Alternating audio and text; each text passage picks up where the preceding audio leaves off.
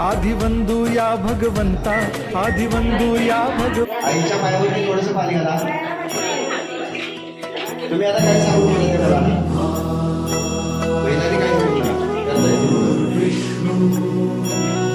पाणी लावा का?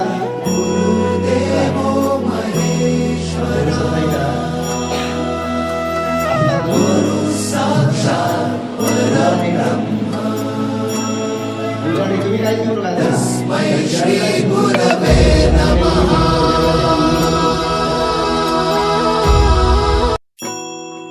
भेटला